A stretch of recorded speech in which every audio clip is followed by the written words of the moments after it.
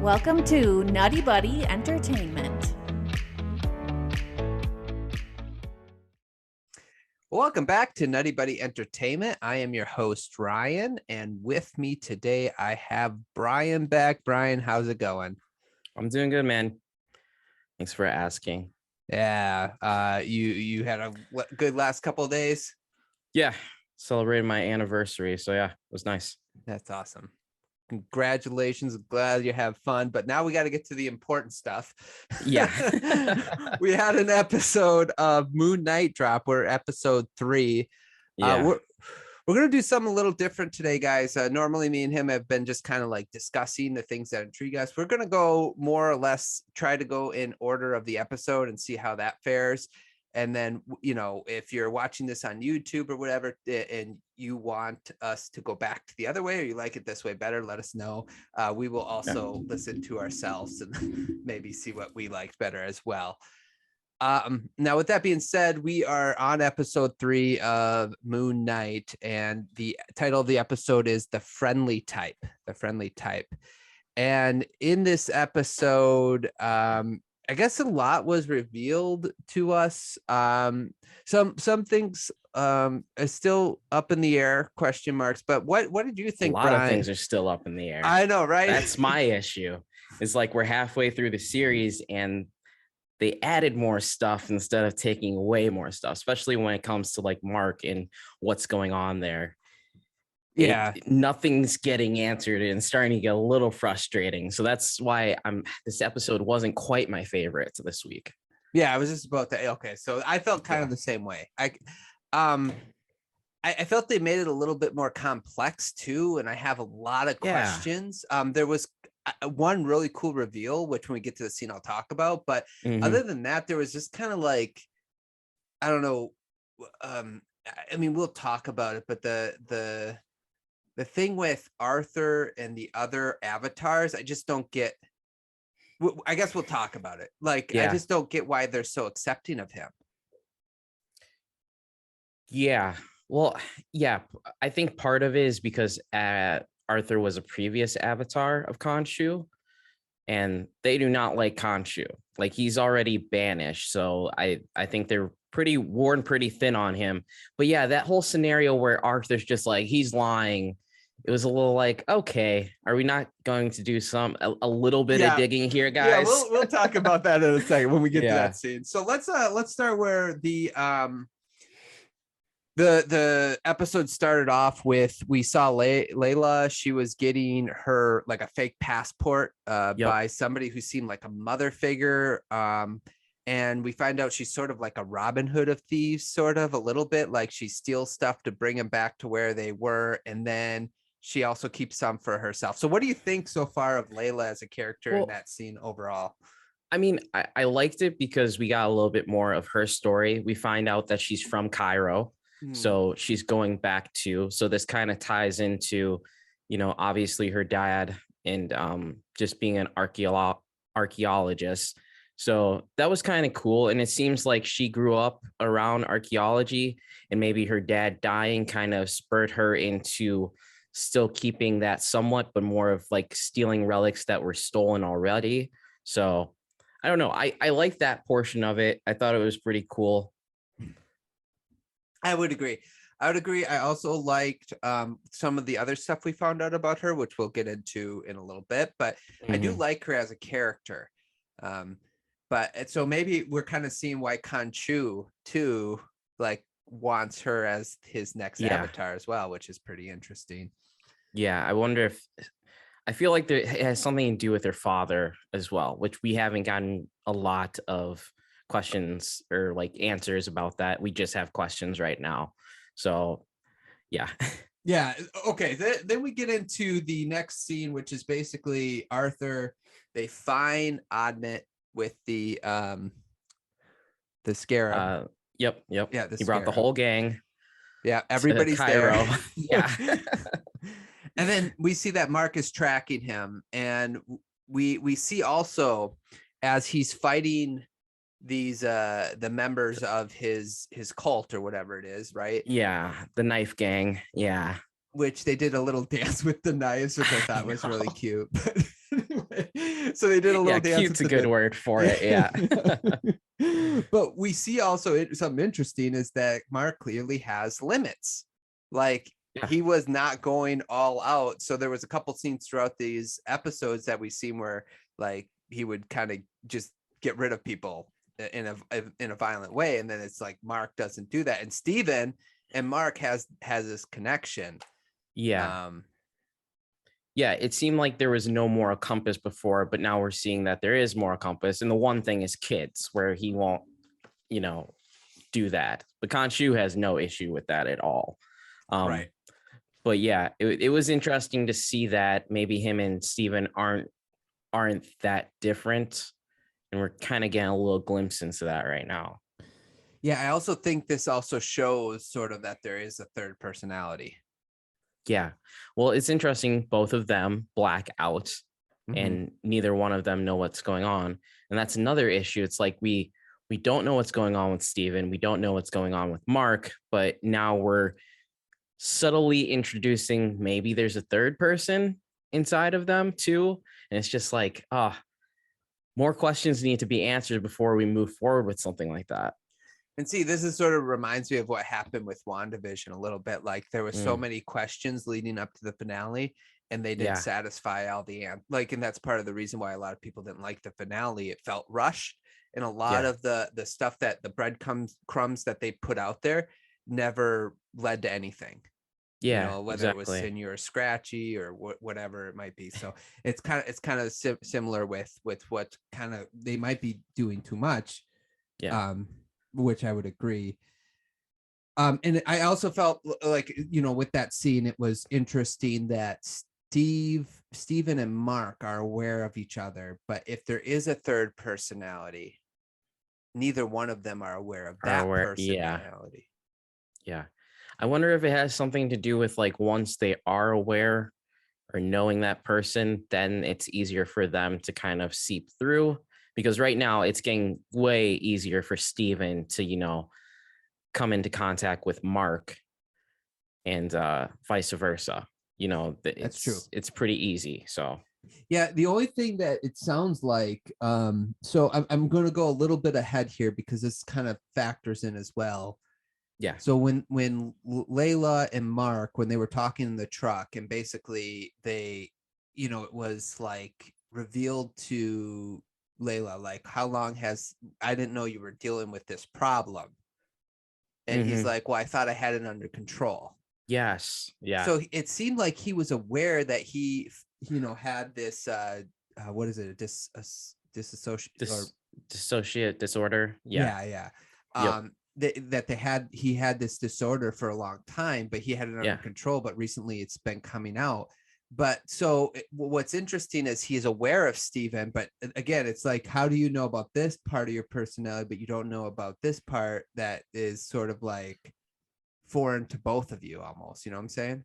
Yeah, exactly. And obviously like Khonshu is present for all of it because he was aware of Steven. Like in the first episode, it's like the idiot's back again, get rid of him. So obviously he knows who killed those guys. And he's not saying anything. So is he, in control of that guy? And like, that's kind of Khonshu's trump card. If he needs, something done, maybe he does that. But yeah, a lot of questions regarding Steven and Mark right now. Yeah, which is interesting because if that's the case, maybe Khonshu was kind of hiding this third personality, like as a trump card now that he's gone, right? Maybe now we'll see that third personality because that's a good point. Yeah I wonder how. I don't know if their powers are effective with Khonshu not being around, so are they going to be able to use the suit or not? I'm assuming not. I agree with that. If somehow like this almost breaks Mark and Steven, and they can't really control what they're doing anymore, or if it's the opposite where it helps them Mark regain more control or something. Yeah, that's a good question. Yeah. So again, another thing that we'll have to because have when Khonshu, he's like, they're going to imprison me. Just tell Mark, to come and unprison me. And so he knows that, Steven's going to be able to get into contact with Mark. But yeah, this third person now, is he going to be able to come forward and, that whole thing? Yeah, I like that. But again, that's just another question we need answered. No, right? Like, yeah. so, And so. I thought we were going to get some answers, especially when he's talking with Layla in the truck and just being like, how long is this going on? It's like, for a while, but I had it under control. And I thought maybe he'd say,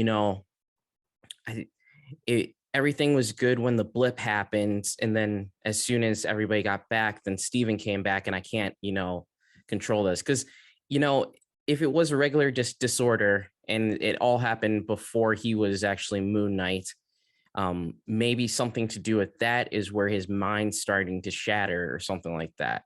Just knowing that time frame of when Steven was around is like a huge thing. And I don't like that they just keep teasing it and not like telling us, especially with it being the third episode. Maybe we're getting a little bit ahead of ourselves and maybe they'll come out more in the fourth episode, but I would have liked to know this episode.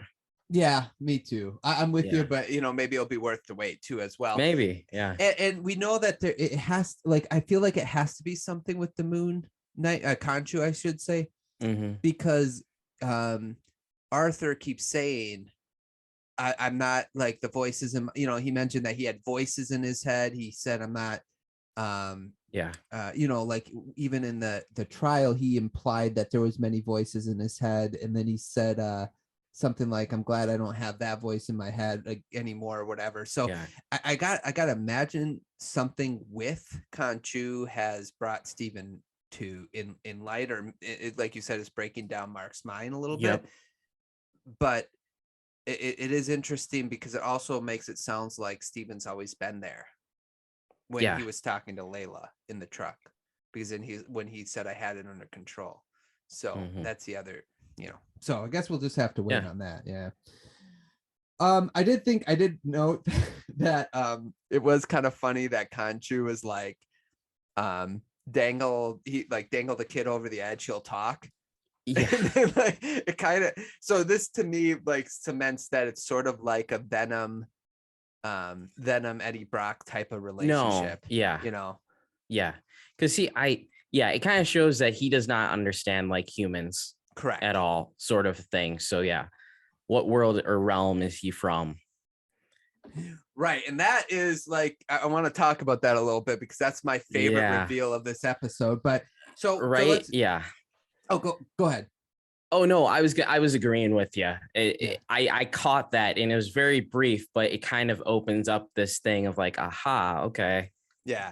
So we'll get into that scene right now, because then he sends this little signal, which was like an eclipse. And here's my issue with that is obviously this is seen. They make it seen all over the world. We see different town perspectives and stuff. I want to see some sort of Marvel character's perspective.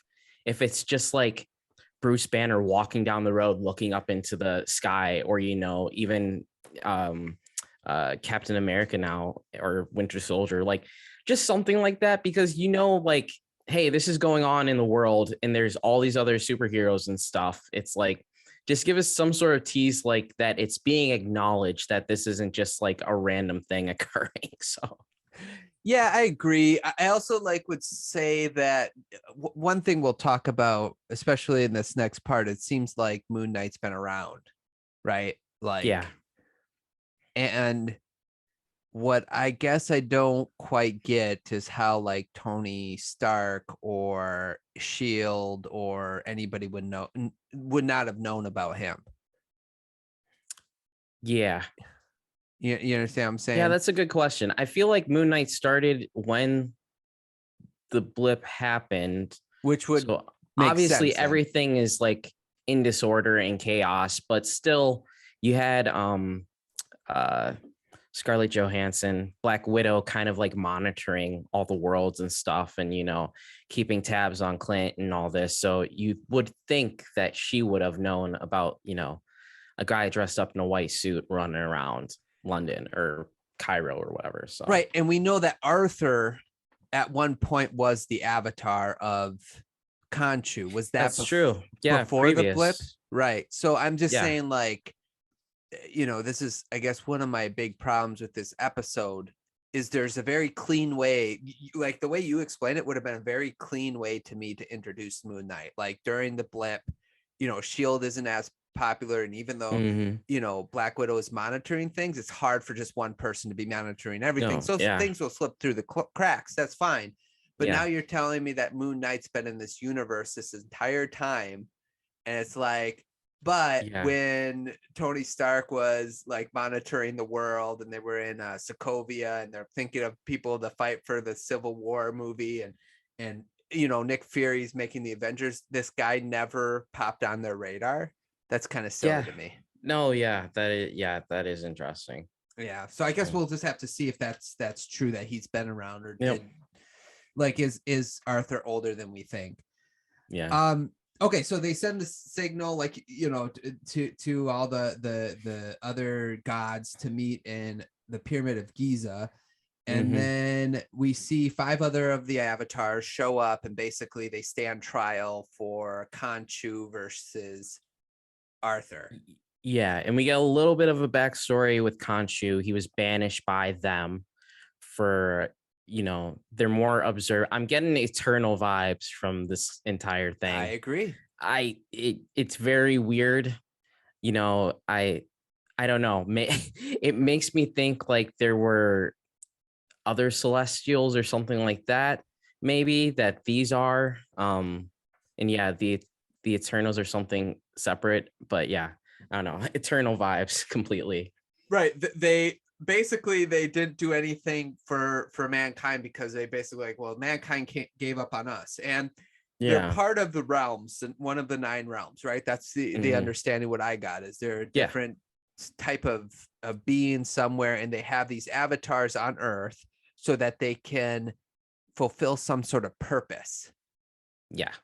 What is that purpose? I'm kind of curious. That's a good question. And, if it's the whole like Thanos thing where, he wants to snap and take out half of population everywhere, that would affect all 9 realms. So why wouldn't you step in at that point? Especially I'm thinking of the Eternals. It's like they feed off of the population of the world, and, that's why it slowed down for them and it didn't happen previous.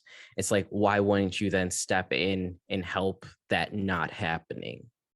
So, and that's kind of where I fell in. This is where the episode kind of lost me, because as cool as it is to think of like, we're getting a glimpse into the other 9 realms, different beings that are powerful, that, like they're watching over this earth for some reason. They have a purpose to be here. And like you said, when Thanos snapped his fingers, it just didn't affect one, it affect all 9 realms, right? So why wouldn't these very powerful beings be interested in stopping Thanos?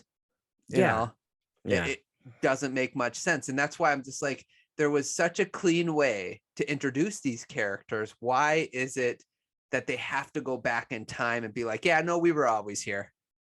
Yeah, exactly. Yeah. So it's confusing.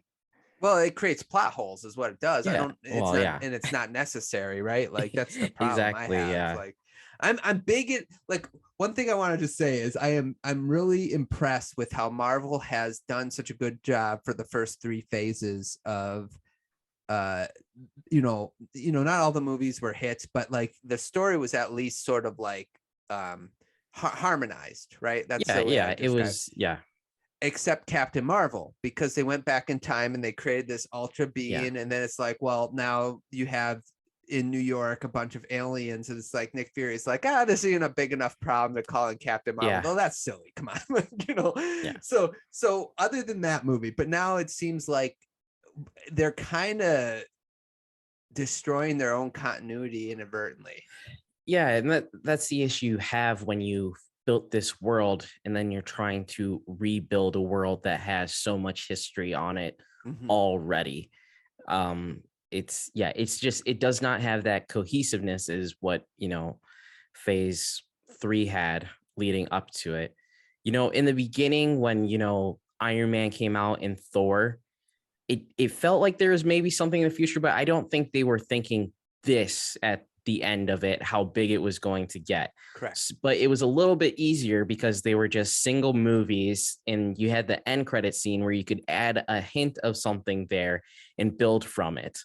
But now it's like there's an entire world's being built, and that cohesion of like keeping it all together. There's just a little bit, it's a feeling of there's a couple threads that they're just not grasping quite, and it's kind of letting loose at fraying at the edges a little bit.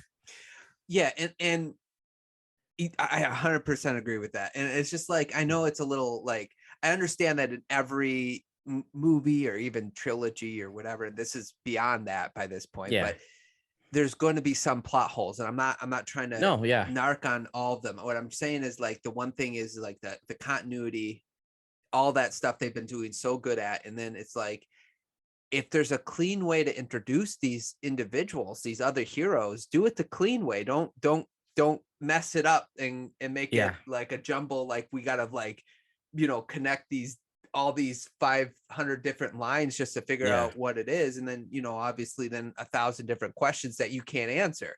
I just think like you mentioned the blip, the stones are gone. Why not just allow, that's when Moon Knight and this other 9 realms showed up, like these people from this different realms showed up to see what's going on here on Earth or whatever, right? And even having it like all these Egyptian gods like left to mankind, and Khonshu was the only one who stayed behind waiting till to be, to help in some way. And then you don't even have to introduce this like other realm of like possibilities and loopholes and stuff, and figuring out like, okay, so what realm are they from? Why aren't they helping on Earth? This and that. So that's another great point.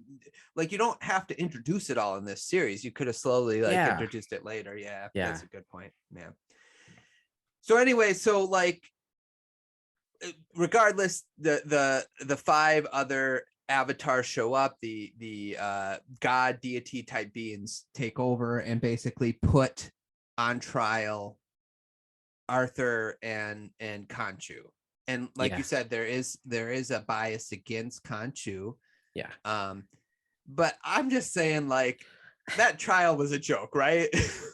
Well, yes, it was a little confusing, but it does show like Arthur is very good at manipulating, and we've seen it previous in the shows, but this episode with this trial and then with Anton going there, he knows what to say to manipulate people, and he can see like what Anton wants is power and like to know, hey, there's other things in this world.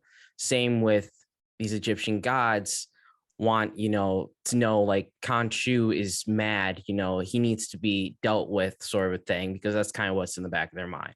But yeah, that whole trial was weird. I will say, like, it does show a lot about Arthur and kind of just how manipulative he is and how good he is at that, which maybe he got that from Khonshu and he's just kind of using that against, because with Khonshu and Mark, he's manipulating him, using it with Layla. So this might just be something that is getting thrown right back at him. That's a great point. The only thing I would say is like, so when he was being accused of trying to release Ahmet, they're like, that's a very serious accusation. Yeah. And it's like, let's just bring him in and listen to him. It's like, you are these powerful beings. Shouldn't you like go there and be like, hey, why don't you take us to where you were digging, or whatever the case may be? Let's figure this out. Okay, we're going to follow you around for a little bit, or something. Yeah. I didn't understand the logic of like, this guy is, and he's acting like super cool despite the weird situation he was brought in. Like, if he was just brought in as a person that was searching for Ahmed, like, oh, this guy's trying to get Ahmed, like, don't you think there would have been like a 3-second freak out that I'm like, what am I doing here in the pyramid of Giza? He's just like almost too cool for the situation like that. I mean, a lot of red flags. Yeah, a little bit. Okay, well, so that was basically that scene. I think like it was interesting that one avatar, who was the avatar of the goddess of love and music, basically, she seemed to have a soft spot for Khonshu. Yeah, and she ended up helping, giving Mark some direction on, finding this tomb, and that will take you to where she's buried then, Yeah. instead of using the scarab. So yeah. But yeah, then yeah, we get a scene going into like with Layla. And I think Layla's been a good like balance to what Mark is, because clearly she knows the streets better than he does, where he's just guns a-blazing type of character instead. Yeah, no, I agree. And what I thought was interesting in that scene, the next scene that you kind of mentioned, is basically they're on a boat Mm-hmm. and we find out Layla was in Madripoor at some point, Yeah. which is kind of cool because that connects it to Falcon and the Winter Soldier. Yeah. Yeah, I didn't think of that. Yeah. Yeah. So that she was in the criminal city. So she also might know Sharon Carter, who was the not the Watcher. What was the? Do you remember the character that Sharon Carter was or no? Like that Um, mysterious character that we thought could be like, I thought the entire time it's like Norman Osborn or something like that. It ended up being Sharon Carter. No, I do not. I don't remember that character anymore. It's been a minute since I've watched that series, so yeah. That's fair. But yeah, anyway, so we see that she was had connections in Madripoor, been in Madripoor, and then we get the Arthur showing up after they get into the sarcophagus, or by it, I should say, and then him, like you said, manipulating Anton, and then the fighting of happens. What did you think of that scene? Which scene? The fighting scene, or more of like introducing to Anton? Take it wherever you want to go on that, Okay. that one. I thought it was interesting. It almost seemed like there was a love triangle going on with little Anton. bit. Like she had a previous, I don't know, fling or something with him. So yeah, I thought that character was interesting. And then yeah, the fight scene with Moon Knight, I thought was pretty good, especially, well, it was dropped, I think, last episode or maybe earlier in this episode, like the healing powers of the suit, which we got to see that in full force. Nothing can happen with either if he's Mr. Knight or Moon Knight. So Yeah, I did think it was funny, Mark, Steven, when he's just like, give me control, and like, time out here, guys, and he's just getting spears thrown at him. He's like, okay, never mind, let's go back in. Yeah, tap him back in. Yeah, I thought the fight scene was pretty good too. Anton, I don't think we've seen the last of him. He got like stabbed in the back, but I think he'll be back. I'm not sure. So did you hear that actor actually died in a skiing accident? Oh, I did Anton? not. So yeah, he's supposed to be a big part of the show, and I think that was leading him to being someone else. Oh, I can't remember his name off the top of my head, but it's basically arch nemesis of something Shadow, I believe. But yeah, arch nemesis of Moon Knight. And I think he was going to be maybe the antagonist for the next season or something. But I don't know if this is a way to kind of write him out of it and kind of do that. Because yeah, my one thing is like, is he actually dead? Because since he can't be in the next season, that'd be a pretty easy way of just having him out of the series. But at some point, like, that character who's supposed to be his like arch nemesis gets like into like a toxic fat or something. He's just deformed. So it might be easy enough, to have him in this season. And then if he falls into something, switching him out with, makeup or somebody else playing him. So yeah, I think the moral of the story of that is don't stand by toxic. yeah, Or exactly. Yeah. No, that's interesting. Yeah, it did look like though, like he just got like stabbed in like the, like in the middle of the back, and the horse just went into the fog. So I'm like, oh, he's probably gonna be back. I didn't know he died in a. Yeah, that's sad. Yeah. I just thought, because I wasn't sure if that was since we only saw his back and him riding away, if they just had a double or something, like add that scene in there. And there's supposed to be more with Surge, but I guess we'll see in the next couple of episodes, because it seemed like he was supposed to be doing more with Arthur going forward. So yeah, that's what I got too. Like, I'm like, oh, Yeah. he's gonna be with Arthur at some point again. Yeah, I guess we'll have to see. Yeah, Yeah. Anything else with those two scenes? Well, yeah, it's interesting. Arthur hints at Mark having something to do with Layla's Yes. father's death. Right. And that's, another time. And it made it seem like he was the one who killed her. And that just kind of questions like, okay, so why did you marry her and get a relationship? Is it just out of like a guilt thing? And yeah, I don't know. Do you think they were married before that? Remember, I don't obviously- think so.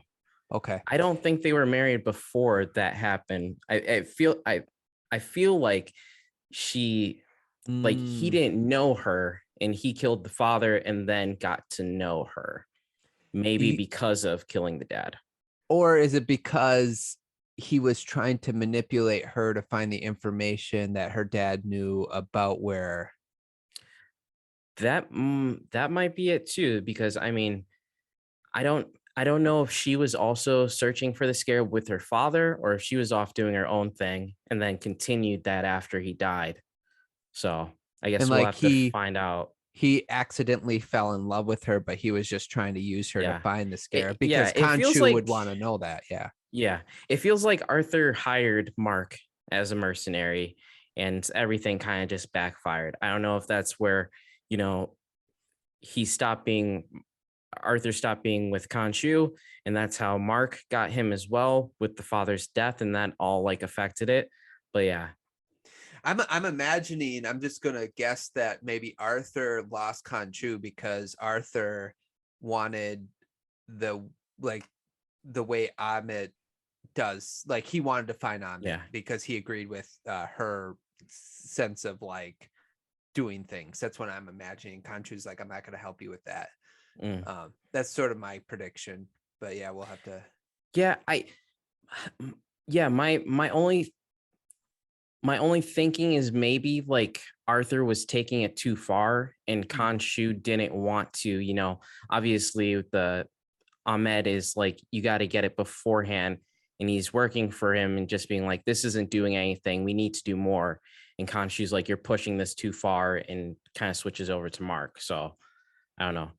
I feel like that's kind of what pushes Arthur to seek Ahmed is Khonshu leaving him, but we'll see. Yeah, we'll see. That's a good prediction though.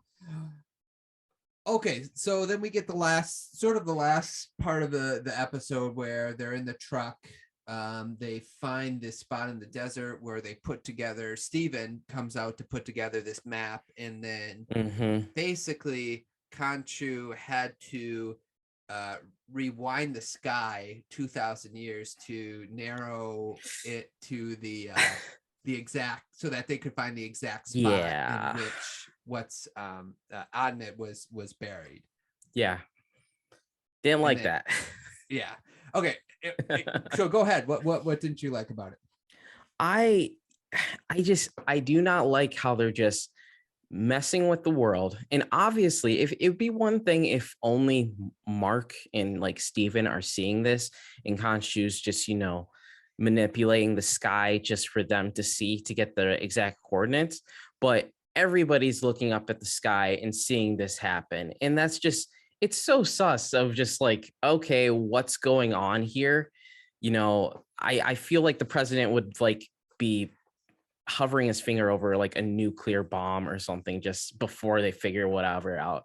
I don't like them messing with the world as much as they have been, especially with Khonshu with like the eclipse and then this as well. I was just like, there should be a better way of doing this without having all these questions of like, well, what is this character thinking when he sees this, and what are they thinking as well? That's a great point. I didn't even think of that because like, so obviously we know that the Captain America and Bucky are still around, right? So would not the president of the United States or whoever's in charge be like, hey guys, could you just go check out what's going on? Or because it is affecting the entire world, which goes back to like even with it's the Eternals problem. The other thing I would say, like by messing with the sky like that, would that not affect like tides and stuff that would affect the world, so to speak? Exactly. Yeah. That's why what I thought originally when I was seeing that, I thought that it was just, he was showing from memory where the constellations were. And then it showed people like looking up at the sky and seeing it as well. I'm like, wait, what? This doesn't make any sense. Like you're gonna, if he's actually changing the sky and the constellations back to when they were, like, okay, that creates a whole ecosystem of, things that, yeah. And the other Plot holes. person, yeah, and the other person, I think I know I always bring him up, but Doctor Strange, you think would be like somebody's Oh, yeah. messing with my reality here that I'm Yeah. supposed to be protecting. What's going on? Yeah, exactly. Yeah. Yeah, that's true. Especially there is no reality stone anymore. So something's going on here that needs to be checked out. So That's a great point. And the other, wow, that I didn't even think of that. And here's the thing, and I understand like what people will say, and it's an interesting point. Like, obviously in the comics, they would all have their own stories and things would happen. But that is the price you pay when you're creating a universe like Marvel, is that this is like, you want to make it as real as possible, though. So if you're going to do world altering events, you got to imagine that the world would be involved in some way. Yeah, that's a great exactly point. Yeah. Yeah, I guess we'll see what happens with that. That's a great point. I didn't even think of that.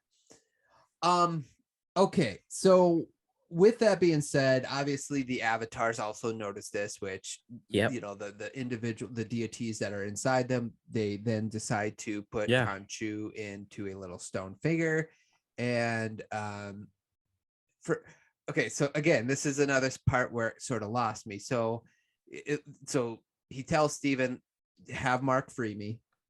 But then the avatar of one of the deities was like, hey, let me show Arthur what we did. We put him in stone. And I'm like, well, why in the world would he care to tell Arthur what happened to Khonshu? All he did was summon him for this. Like, why is he important enough? You understand what I'm saying? Like, why did I guess if you're like, you were right, Arthur, we took care of it sort of thing. But yeah, inviting him back there to like show him like, Khonshu is this stone figure now. And that was weird. It's like there was a conversation that we didn't see, and then you just brought him right into it.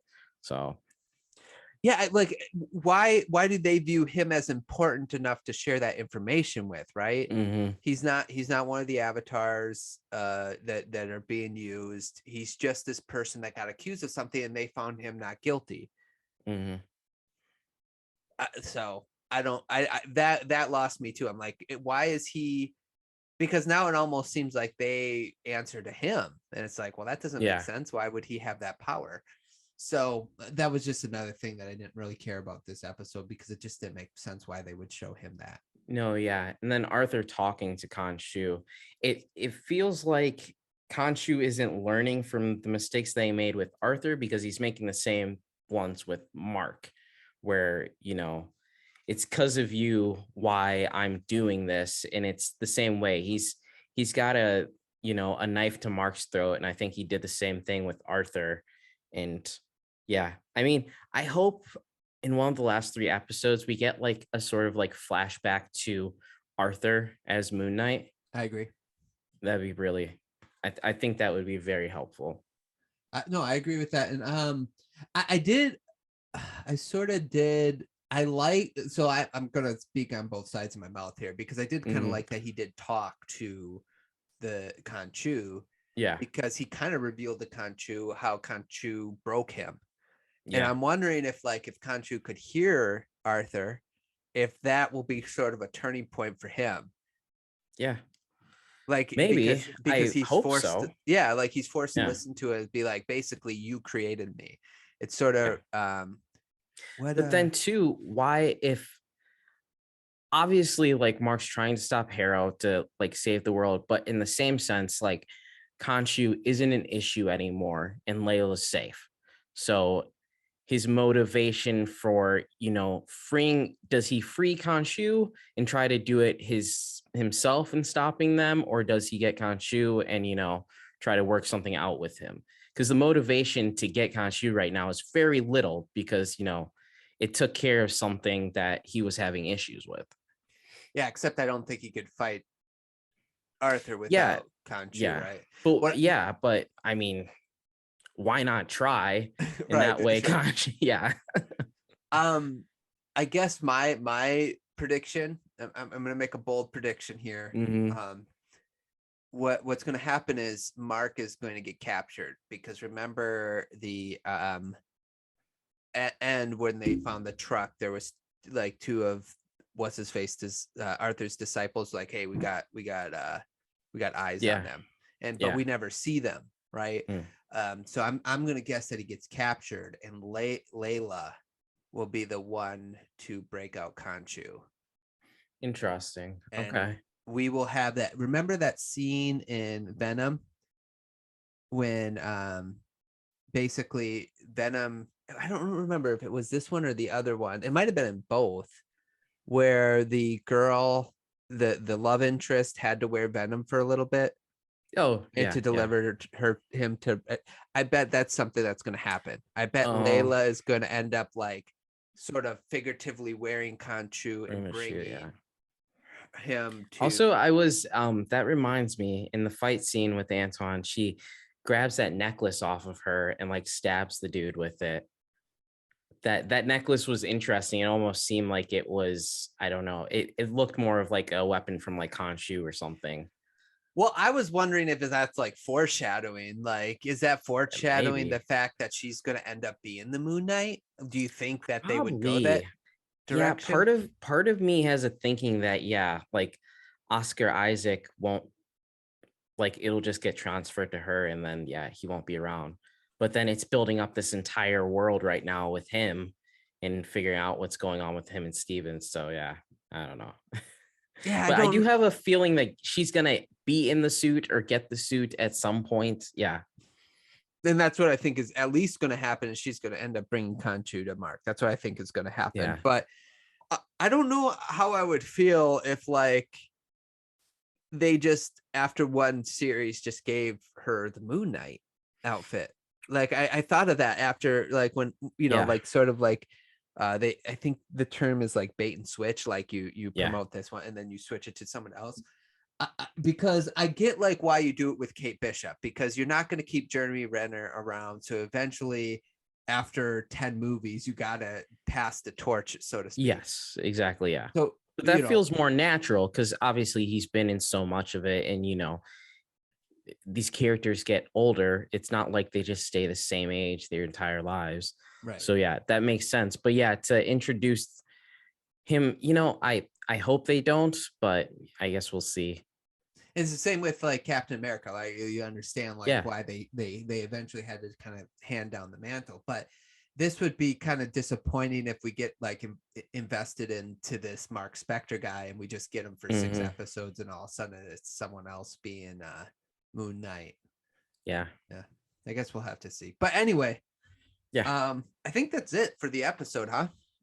I think so. I mean, all in all, the story was kind of all over the place, but I mean, I enjoyed like the scenes in Cairo and like going through the city. I thought that was pretty cool.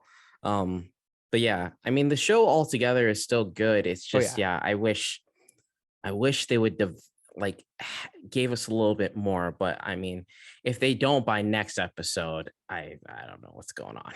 Yeah, then the next 2 are going to be like jam-packed with stuff, and they are not going to be able to fulfill everything. And here's the other thing is, I agree with you. So this is like, I always try to explain like it's relative. So this episode was disappointing because the first 2 episodes are so good to me. And what I hate is I just like good stories. I like good stories and like continuity. I'm really big into that. Like if you like, even like the CGI stuff, like I'm not like a stickler for that, but I understand why people are if they want to be. But like, as long as you have a good story and continuity within the story, I'm good. But once you start breaking it up, you're starting to lose me. And I feel like, what we discussed about the 9 realms and these very powerful people just chilling back as all this stuff is taking place, and it's just like, you're losing me a little bit when there's such a clean way to introduce these people. 100%. Yeah. like if we find out, like it's going to be the same way with like mutants. If like X-Men randomly show up and they're like, yeah, we've been here since 2005. Yeah, it's like, they've well, been here the what in the whole world? time. Yeah, Yeah, yeah. no. When there was such No, a clean way this- to do it, but Yeah, that has to be some sort of world altering event. right. Like Wanda, extending the bubble across the entire world. Would have been such a clean way to do it. It would have. Yeah. So anyway, that's what we got. That's it. Yeah. Okay. Sounds Anything else you want to talk about? Or are we good? No, I think we're good. Okay. Awesome. All right. Thanks a lot, Brian, for joining me again. Everybody else, look out. We are doing a Star Wars Episode 1 Phantom Menace rewatch. We're going to be doing that Monday. Chris and Travis will be joining me and Brian, and we are going to have the great, the good, the bad, and the ugly with that. And a Jar Jar impersonation contest. I did not. Oh, talk about a tease. I don't know. Yeah. If you like what you hear, go subscribe to our YouTube channel at Nutty Buddy Entertainment. And, obviously, if you're on YouTube, go check out our podcast. We got other podcasts where we talk about a bunch of Marvel, DC stuff, Star Wars stuff. And follow me on Instagram at Nutty Buddy _entertainment. And that's when I drop podcasts. Thanks so much for listening, and we will talk to you guys soon.